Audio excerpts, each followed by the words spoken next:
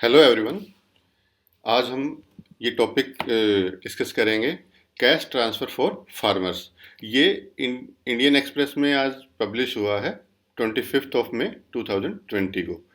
तो जैसे कि हम सब जानते हैं, 12 मई को प्राइम मिनिस्टर नरेंद्र मोदी जी ने अनाउंस किया था कि हमारा जो स्टिमुलस पैकेज होगा, गवर्नमेंट रिलीफ पैकेज होगा, वो 20 लाख करोड़ का होगा, जो कि जीडीपी का 10% के बराबर होता है। सब बहुत सारे जो एक्सपर्ट हैं उन्होंने बहुत उसको अप्रिशिएट भी किया, लेकिन जब हमारे फाइनेंस मिनिस्टर निर्मला सीतारमन जी ने उसको प्रॉपर तरीके से उसका सेग्रीगेशन मीडिया के सामने रखा, तो पता चला कि नया कैश तो कहीं भी नज़र नहीं आ रहा है। और फिर बाद में ये निकल के आया कि जो जीडीपी है का 10% का पैकेज बताया जा रहा था, वो नए कैश की फॉर्म में सिर्फ 1% के करीब ही है। और जो बाकी का जितना भी पैकेज है, वो लिक्विडिटी को इंक्रीज करने में, या लोन्स की पेमेंट को डेफर करने में, या फिर और किसी फॉर्म में है, लेकिन एडिशनल कैश की फॉर्म में नहीं है। तो अब गवर्नमेंट इतनी थोड़ी कंजूसी कैश पेमेंट में दिखा रही है। वो इसका कारण है कि टैक्स का रिवेन्यू बहुत कम होने वाला है, क्योंकि इकोनॉमिक एक्टिविटी लॉकडाउन की वजह से बंद पड़ी थी। ज़्यादा पैसा अगर कैश ट्रांसफ़र करने के लिए ज़्यादा पैसा अगर प्रिंट कर देते हैं, तो रेटिंग एजेंसी जो वो है इंडिया की नीचे कर देगी। और सबसे जो वर्स्ट इफेक्टेड माइग्रेंट लेबर हैं, उनको भी कोई ज़्यादा कैश का सपोर्ट मिला नहीं, और ना ही किसानों को मिला, जो कि बहुत ज़्यादा लॉस से सफ़र किया, क्योंकि उनके फार्म्स का जो उनकी जो पैदावार थी, स्पेशली जो पेरिसेबल्स थे, उनके पूरा प्राइस उनको नहीं मिल पाया। जैसे कि एग्जांपल ले लेते हैं, ओनियन और टमाटो, आलू और प्याज, आलू और प्याज, प्याज टमाटर, सॉरी प्याज टमाटर, जो कि बहुत बड़ी बड़ी मार्केट्स, लसलगांव, चित्तूर, कोलार, जिस उसमें इनकी कीमत 6 रुपये पर केजी के हिसाब से बिकी है, जबकि इनकी कॉस्ट पड़ रही थी 10 रुपये पर केजी के हिसाब से। और फार्मर्स जो फूल उगा रहे थे, क्रेप्स उगा रहे थे, या फिर मिल्क प्रोड्यूसर थे, उन्होंने भी सेम खराब सिचुएशन का सामना करना पड़ा। जो गवर्नमेंट है उसने 2,000 रुपये पीएम किसान के अंडर अनाउंसमेंट तो की कि हम 2,000 रुपये पीएम किसान के अंडर पर फार्म फैमिली को प्रोवाइड करेंगे, लेकिन ये कोई नई अनाउंसमेंट नहीं थी, ये पहले से ही अनाउंस्ड थी। अब इसके कंपैरिजन में अगर हम स्टेट गवर्नमेंट्स का किस सिचुएशन देखते हैं, तो रिसेंटली छत्तीसगढ़ गवर्नमेंट ने राजीव गांधी किसान न्याय योजना को लॉन्च किया है, जिसमें वो पैडी फार्मर को 10,000 रुपये पर एकड़, और जो गन्ना फार्मर है उसको 13,000 रुपये पर एकड़ देगा।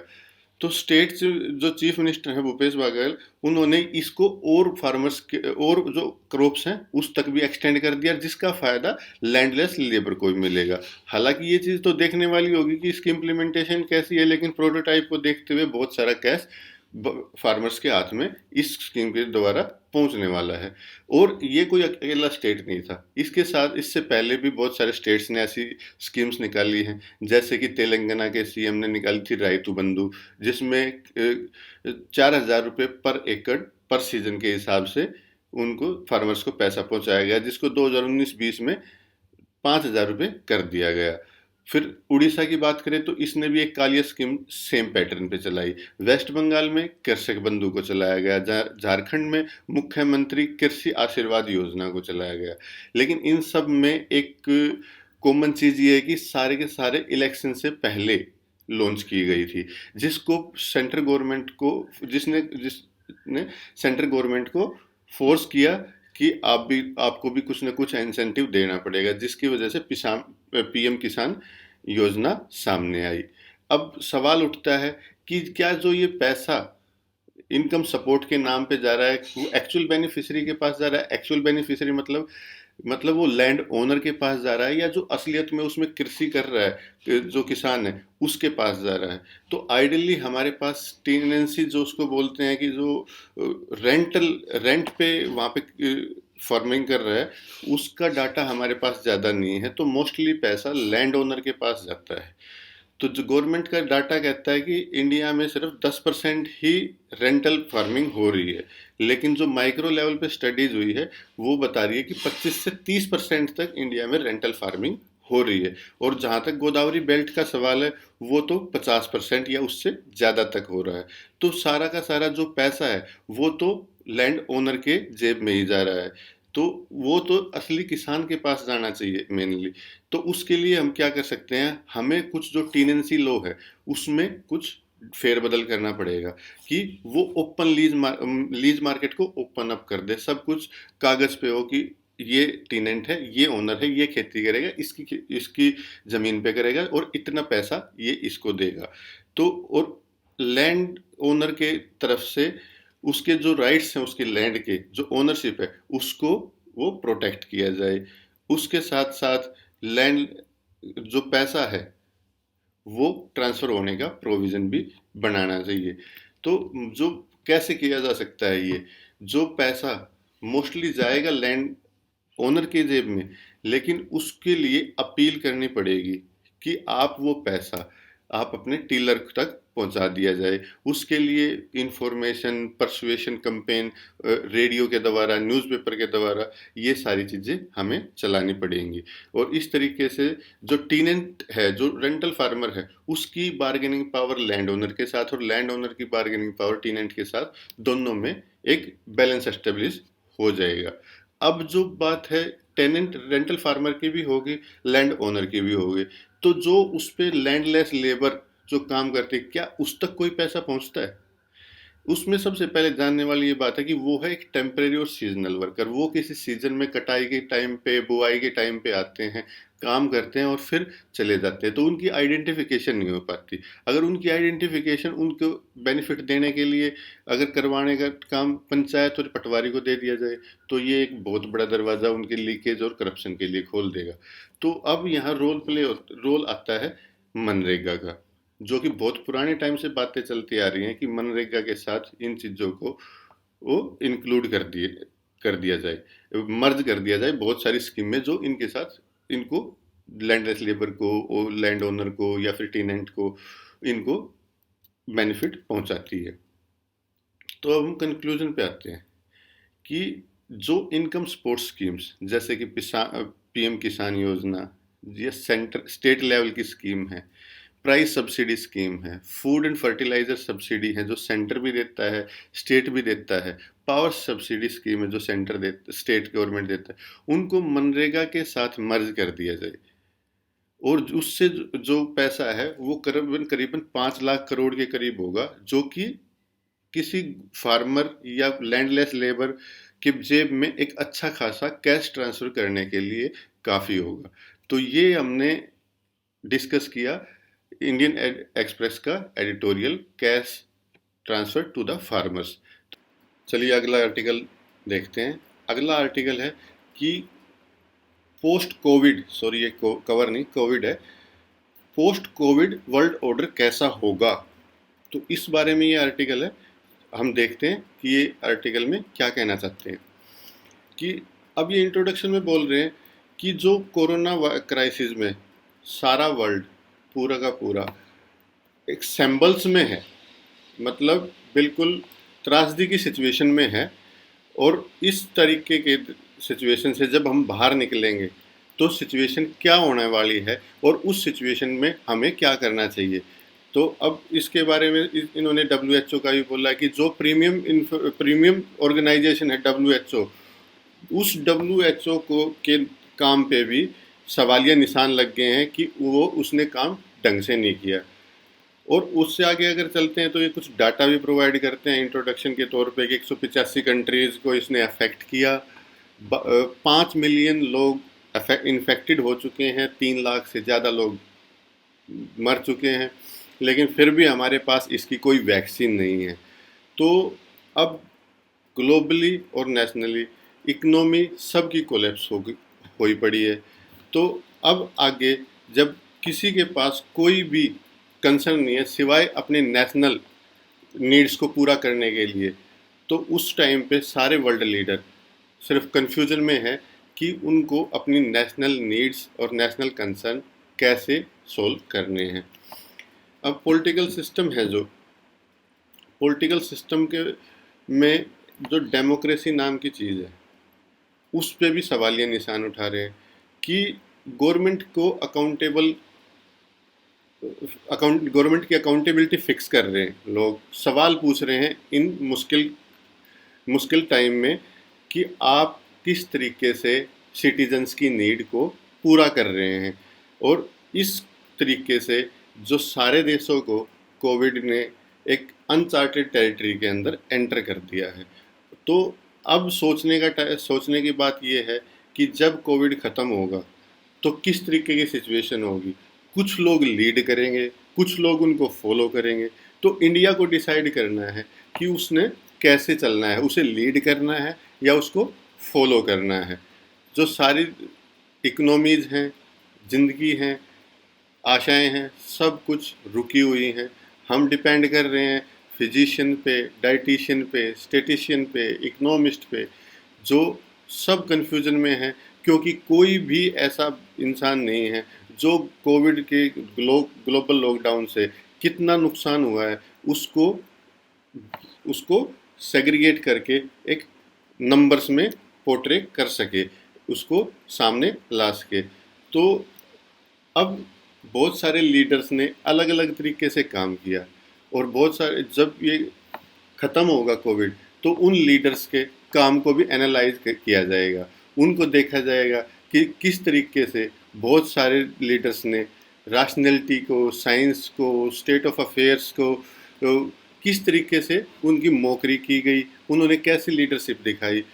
और जो चैलेंज कोविड-19 ने हमारे ऊपर पोज किया है, उसका ये चीज़ तो साबित हो गई कि कोई भी चैलेंज इस तरीके का खाली क्लेम्स से और मिसजज एक्शन से ओवरकम नहीं किया जा सकता।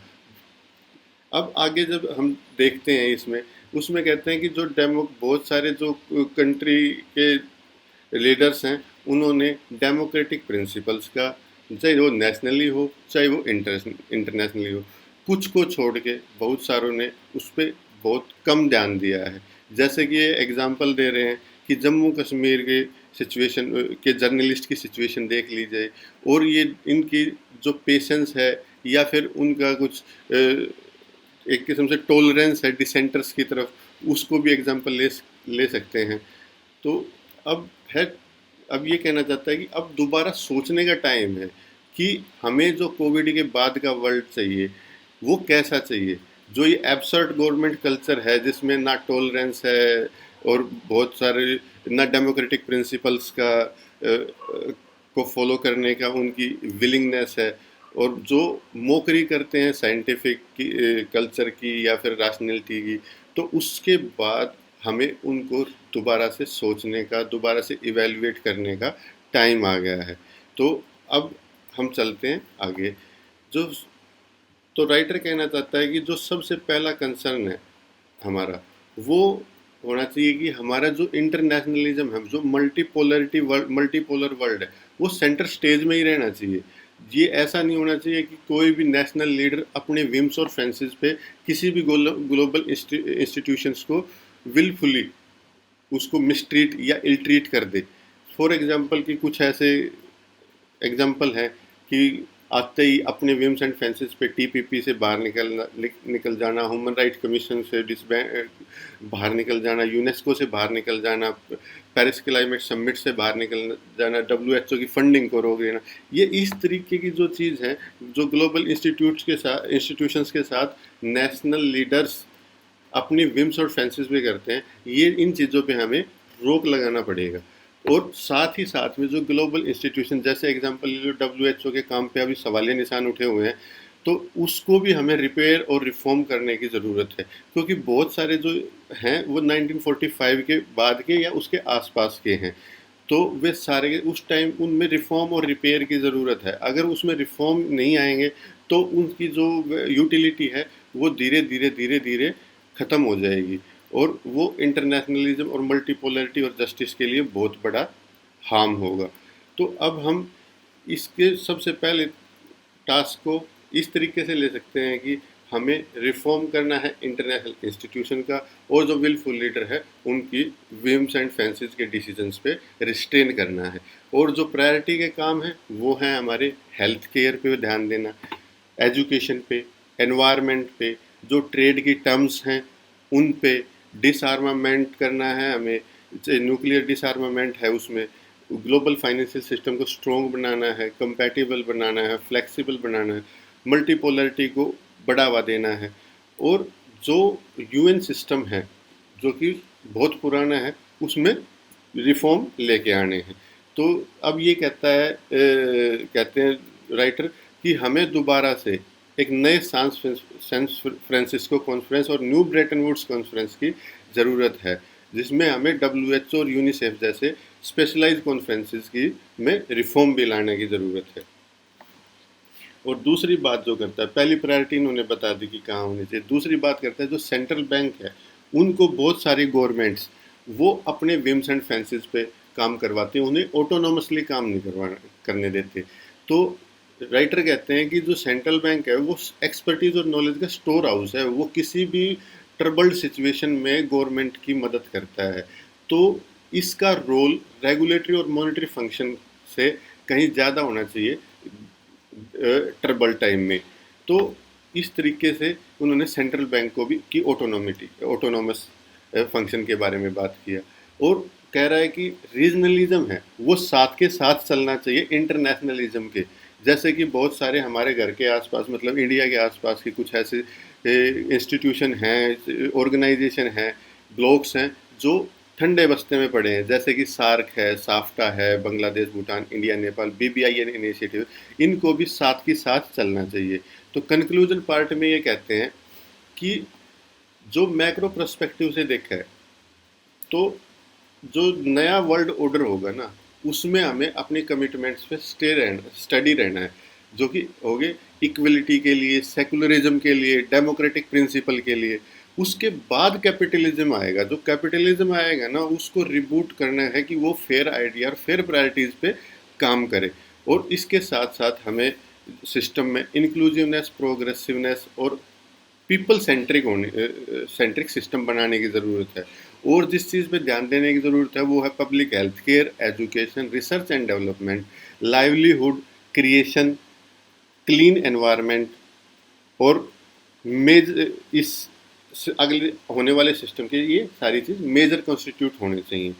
और जो देश हैं उनको एक नए वर्ल्ड ऑर्डर को बहुत जुडिशियसली और बहुत प्रिसाइजली चूज करना है कि वो वर्ल्ड ऑर्डर कैसा होना चाहिए। हमारा तीसरा आर्टिकल है आज का, पावर ऑफ द पार्टनरशिप। ये नीति आयोग के जो CEO हैं हमारे अमिताभ कांत, उन्होंने लिखा है। तो इस आर्टिकल में उन्होंने बताया है कि गवर्नमेंट ने एक एम्पावर्ड ग्रुप फॉर्म किया था जो जिसका मैंडेट था कि वो NGO से, प्राइवेट सेक्टर से और इंटरनेशनल डेवलपमेंट ऑर्गेनाइजेशन के साथ कोऑर्डिनेट करेगा और बेस्ट कोर्स ऑफ एक्शंस को चार्ट करने में उनकी मदद करेगा। तो इस स्ट्रेटजी में इस मैंडेट के साथ उनकी दो लेवल पे थी। एक तो वर्टिकल और हॉरिजॉन्टल पार्टनरशिप बनानी। वर्टिकल पार्टनरशिप में स्टेक होल्डर जो भी था, प्राइवेट सेक्टर हुआ चाहे NGO हुआ या फिर कोई और हुआ, वो अपने अंदर से ऑर्गेनाइजेशन में एक पार्टनरशिप डेवलप करेगा। और हॉरिजॉन्टल में है कि गवर्नमेंट उन स्टेक होल्डर्स के साथ जो पार्टनरशिप डेवलप करेगी। तो ये हॉरिजॉन्टल और वर्टिकल लेवल पे, दो लेवल पे पार्टनरशिप एस्टेब्लिश करने के इनकी स्ट्रेटेजी थी।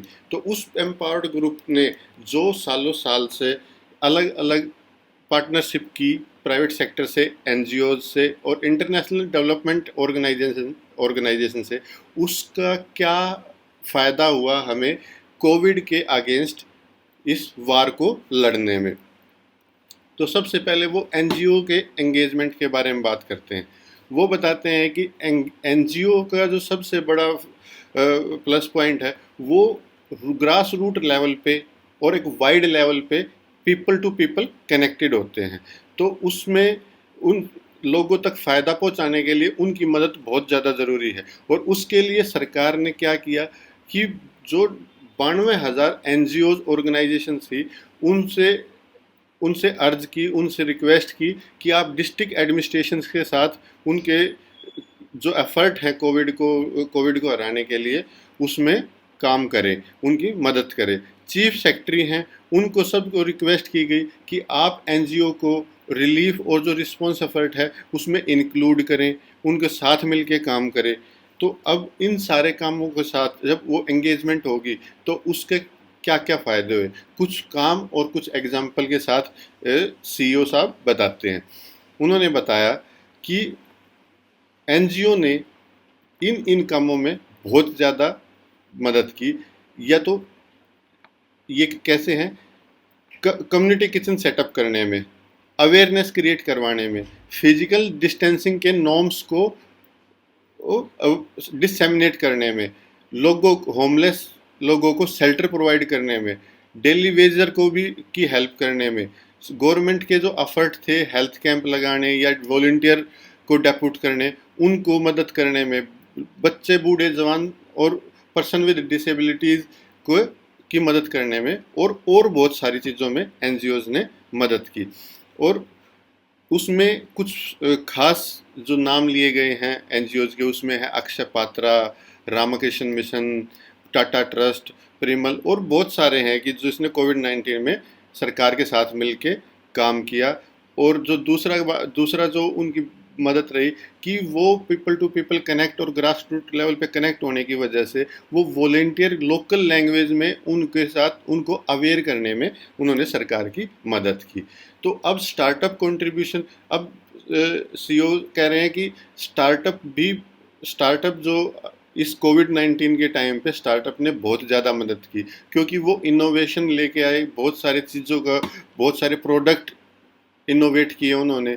तो उन्होंने क्या बताया कि जो सबसे पहला एग्जांपल दिया कि जो एगवा है उसने वेंटिलेटर को डेवलप किया जो लो कॉस्ट था, मोबाइल था, या एक जगह से दूसरी जगह तक ले जाने में बहुत आसान था, पावर भी बहुत कम कंज्यूम करता था और मिनिमम ट्रेनिंग पे ऑपरेट किया जा सकता था। तो ऐसे वेंटिलेटर को का फ़ायदा बनाने में एगवा ने हमें मदद की। एक बायो डिज़ाइन ने डेवलप किया रेस्पर एड, जिसने मैनुअल वेंटिलेटर बनाया मैकेनाइज यूज़ के लिए। वो ऑटोमेटिक नहीं था, वो मैकेनाइज यूज मशीन से यूज़ होता था, लेकिन उन्होंने एक मैनुअल वेंटिलेटर बनाया।